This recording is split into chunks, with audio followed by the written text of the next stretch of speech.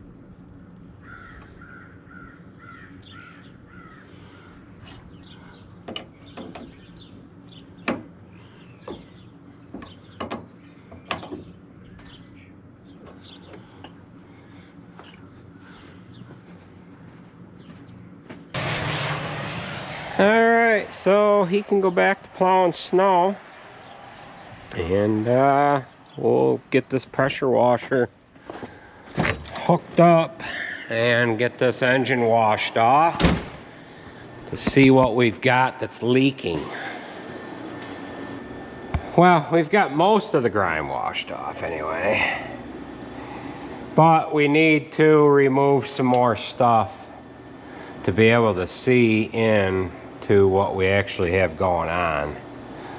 I did let it run some. Couldn't really tell where our leak was, but it does seem to be wet right in there. So we need to remove some things here. Air conditioner, compressor for one, the alternator, get some of this bracketry off of this side, and then hit it with the pressure washer again. But the oil leak seems to be coming from in there somewhere. Maybe it's the water pump, but I'm not sure. So we need to clean it up a little better and open things up a little more so we can see in there. Alright, Jacob's just pulled the skid steer in with a little bit of an oil leak. That seems to be today's theme, is oil leaks. So we have the accessory drive pulleys, or belts rather, removed. I removed the alternator, and I went ahead and removed the air conditioner compressor. I just unbolted it, put it out of the way, and I've got the fan removed itself. So that's a hydraulically driven fan. That hub is still going to spin, but if we can keep this from blowing everything all around, we can actually figure out where this leak is coming from. It's predominantly in this area right here. Now, there has been some talk about these covers cracking, and I am not convinced yet that that is our problem on this. We're going to pull it outside, wash this area out, and then see if we can't see anything. This bracket right here, I can unbolt that, but I want to wash this first and see something first. Then we'll back it back inside. If we can't see anything, take this off, but I don't know if there's a gasket behind this. So I want to get a little clearer on what's actually leaking here before we go any farther. But it is real wet right in there. It's dribbling down, bleeding down onto the engine mounts here. So let's go ahead and get it outside and spray it off a little better. All right, so I think we have found where this was leaking from. We removed the accessory bracket. The oil was coming from this area here, and then you could see how dark this is. This bolt right here was missing, and this bolt here was loose. So we have tightened that up. I've let it run, and so far it has not leaked at all. There is a O-ring on the back side of this timing cover that we could take it apart and replace it, but I don't think that needs done. This cover has changed part numbers 3 times now. Jake said he's pretty sure that it started with a plastic cover and then a metal cover. Well, I don't know what they went to, but it is changed 3 times. This has the metal cover on it. So I don't know if that's been changed before or not, but it is what it is. So what we're gonna do is get the accessory bracket put back on there, get everything going back together, and we can kick this out the door. Jake was here a little while ago, and he put the payload into the computer on the tractor to let it know it has a PTO, and it will now run the PTO. Oh, look at this. Mexico. See that? Mexico. Mexico. Mexico. Mexico. Okay. So this is a Cummins engine, and wow. I thought John Deere didn't move stuff to the factory or move stuff to Mexico until just now. Well, the block was made in Mexico. So we'll get this back together. Kind of an easy fix, and we'll just have to keep an eye on it. But Nate is going to remove the hoses on this side that got pinched down in this hydraulic cylinder. It got pinched when Andrew was pushing silage, and Jared put a couple of field repair ends on there. So we're gonna get that off in there, and then we'll have to make a piece of flat bar to come down here and then put a loom holder on it or something just to hold them hoses at, like this height here. We don't want to zip tie them up into this area, because if it's up high enough and the tractor turns, it could get into that U-joint assembly on the coming off of the transmission going into the differential. So we're going to order ourselves some belts, and I need to get and replace this shroud bracket here. We'll get our fan put back into place. I'm going to have to take the belt tensioner off to get the fan back in. I put this belt tensioner back on so that we could turn the water pump. I didn't want to run it too long without the water pump on there, or without the water pump being used. So we'll go ahead and get after it here. I think we found, I don't know if it's the leak or the second leak, but this oil cooler is leaking right there. You can see the oil residue kind of bleeding down. We had this running for about 20 minutes. So we did have an oil leak up in this area here. This oil from there wouldn't travel to there.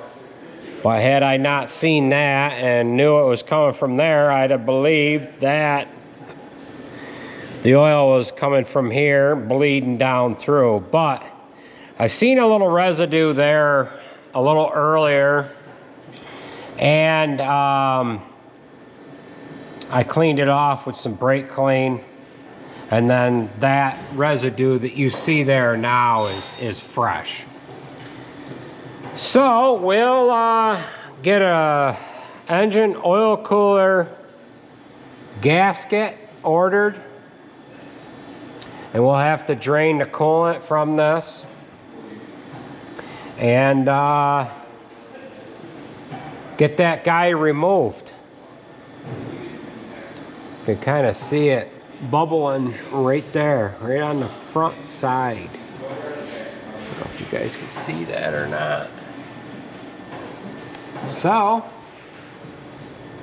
it's bleeding down for sure. You got some residue here too, which that's probably seeping out of there and running down around there. So we're gonna have to let this cool down and yeah, get that guy off of there and get a new oil cooler on there. Let's see, we need a gasket for the EGR cooler where it dumps down into the block right there. So I've got to order up my gaskets here.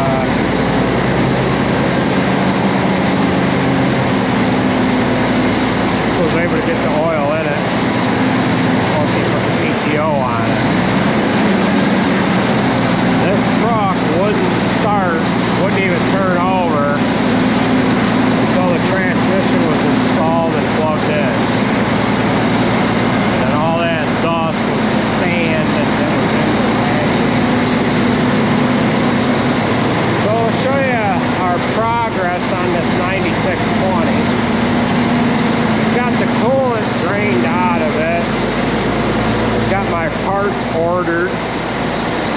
They should be here hopefully tomorrow. Got a few lines to unhook. I've got the coolant drain, which this has green coolant in there. I'm not sure if it's the extended life heavy duty coolant, so I've got to look into that. If it's not, we're going to change it out. Got a couple of lines to unhook, and then a bunch of bolts to remove, and then we'll get that cooler off of there.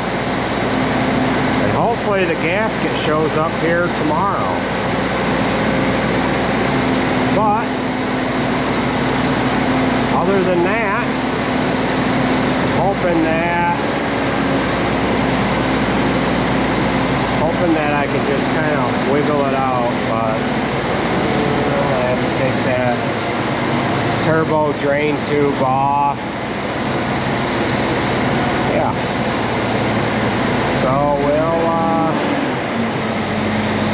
keep after it here. All right.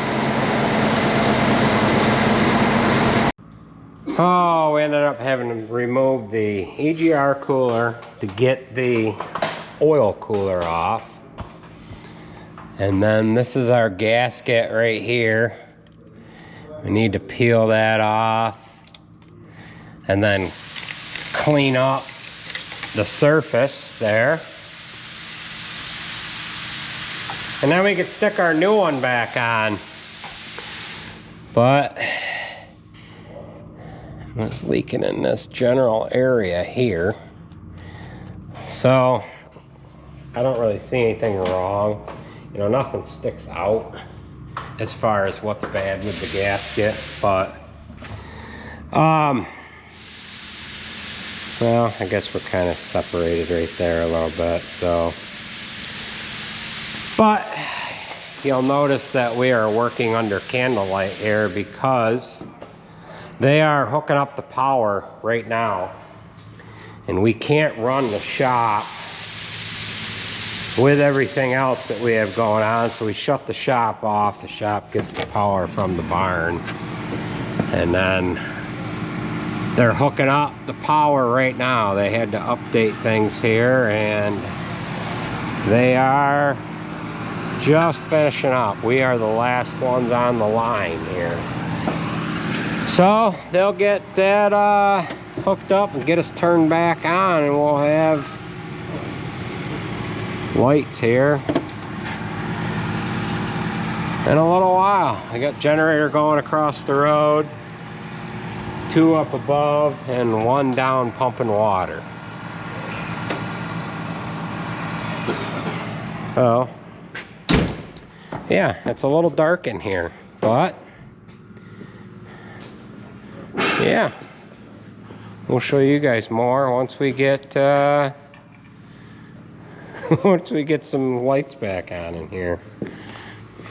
So we have got everything cleaned up. We went around and sanded that surface there down, and then we cleaned up the surface on the oil cooler here as well. So the parts just arrived here. It's in that couple bags there, and here is our new gasket. So we'll go ahead and prep this, get this on the cooler housing, and then we can get that bolted back in there, and then we'll start slowly putting this here back together. We've got some other stuff that's in here that's for another project. All right.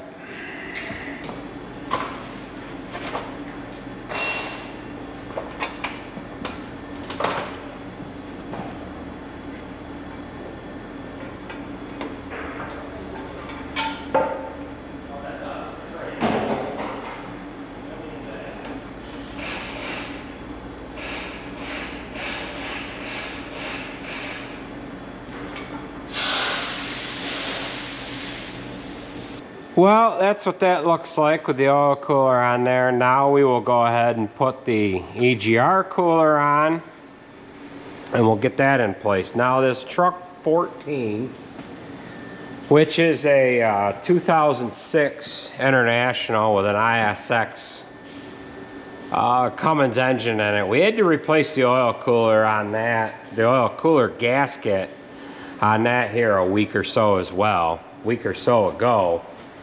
And this takes the same gasket, and this gasket from John Deere was cheaper than it was through the International dealer. So I ordered the gasket through International because I wanted to make sure I got the right gasket, and I ordered this gasket for this through John Deere because I wanted to make sure I had the right one for this. Now I know they are exactly the same, which they should be, but you never know if something changes here a little bit, and I did not want to have the wrong gasket for either. So we'll get the cooler, EGR cooler into place and get the rest of this hooked up and get the coolant in it, and get this out the door, and then we can get our next projects going here. We got a couple of things moved in here while we were waiting for parts, and we'll be on to that here in the next video.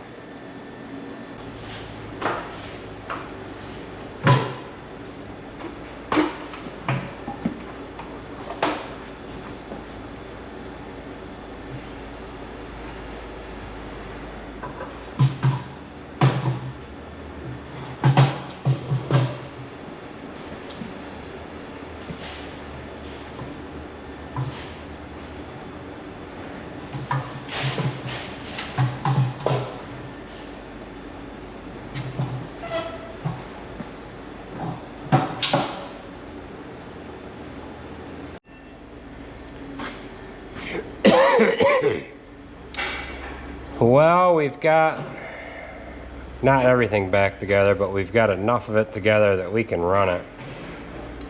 We've got coolant loaded in, and we're going to run it before we put the bracket on for the alternator and the air conditioner, and I don't have the fan in it either. So we ended up replacing all the O-rings on every fitting, every hose and line that went on that oil cooler.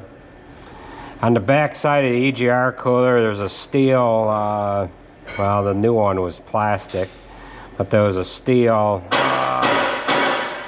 little nipple that had O-rings on it. We replaced that. New O-rings there and there on that tube going back down into the water pump. So what we're going to do now is we're going to start it up. We're going to let it run. We're going to let it run for a while.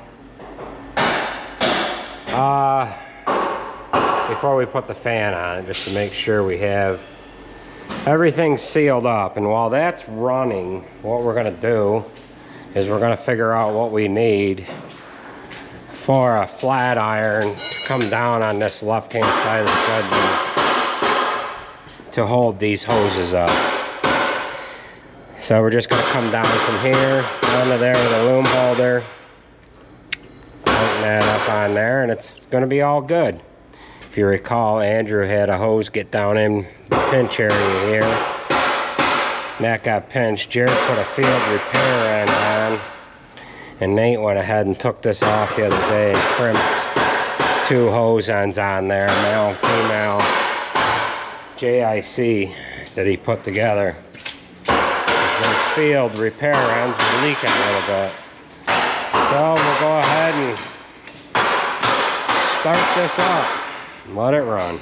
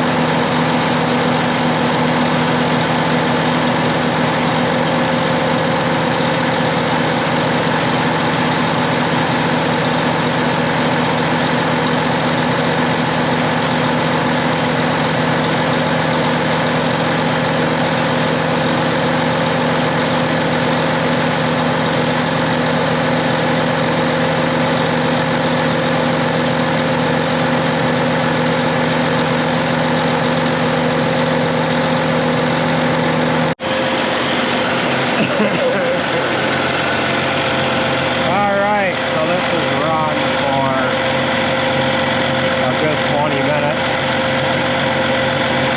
and everything seems to be sealed up nice and tight. We'll shut this off, get our bracket finished up, and we'll have to take that accessory drive belt and pulley off, put the fan on, put the accessory belt tensioner back on there.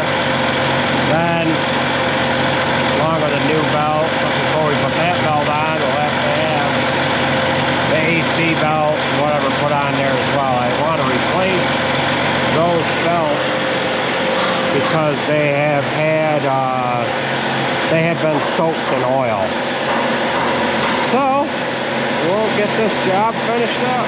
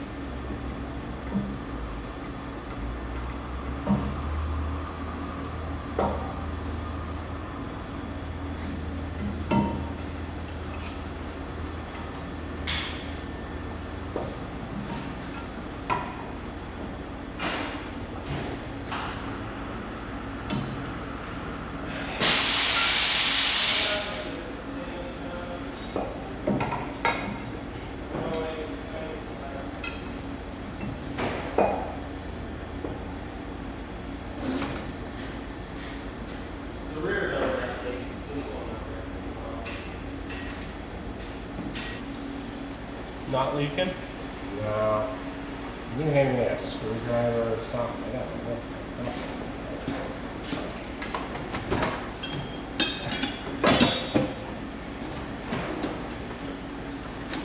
I don't know.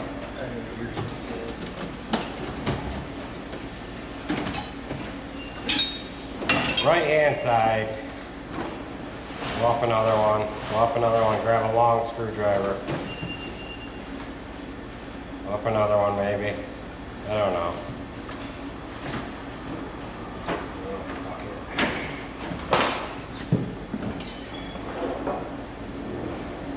This one?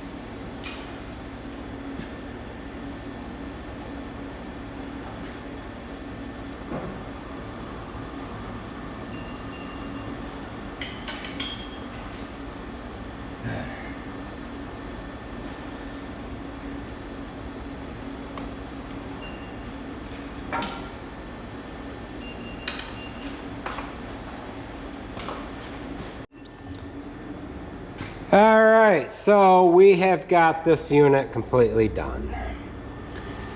We've got new belts on there.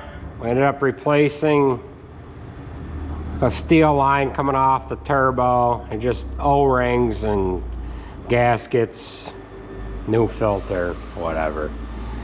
This panel I replaced when we bought this tractor. This panel was broke.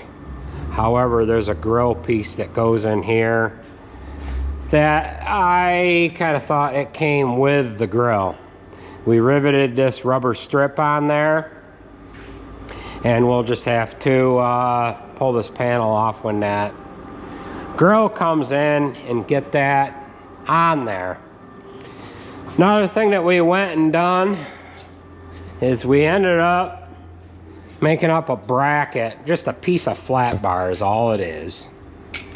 And what we did is we took out this 8mm bolt here, put this piece of flat bar in there. It's just a piece of 12 gauge sheet metal that I cut down 1.5 inches wide, and we've got a loom holder on there. And basically what we need to do is keep it up out of this pinch area, and we need to keep that hose out of that drive shaft. So we've got that hung long enough so that it will stay out of there. So what we're going to do now is we're going to get this unit out of here, and we are going to get on with the next project here. So we'll get this started up, make sure our belts are going to run correctly, but they were soaked in oil, so we ended up replacing both of them because I figured the oil had compromised them a little bit, but we should be in good shape now.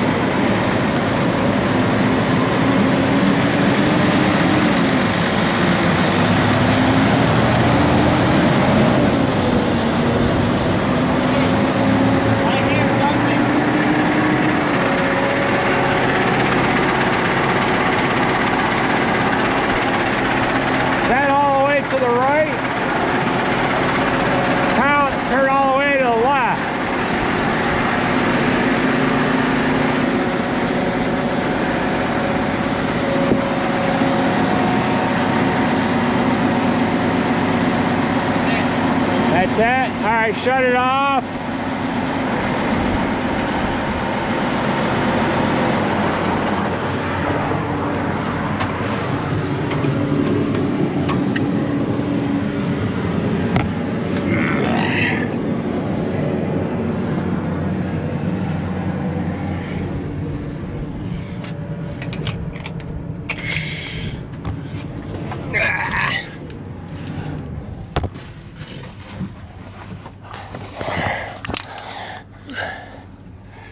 Oh, flashlight came off.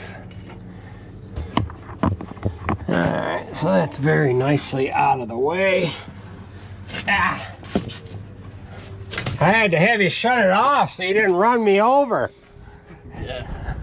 Alright, full turn to the right now.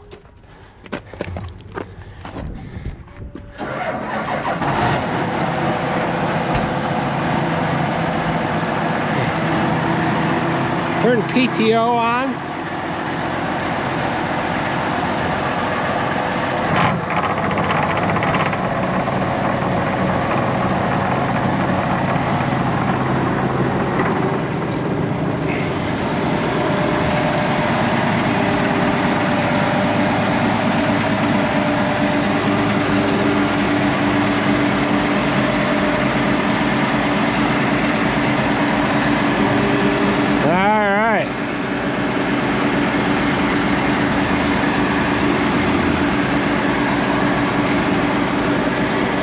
Okay, so that is gonna do it for this video.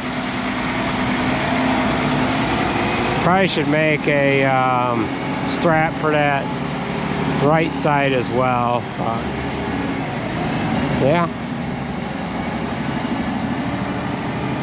Jake came the other day and put the payload into that tractor. It took him like 10 minutes. All that payload really is like adding an app to your phone.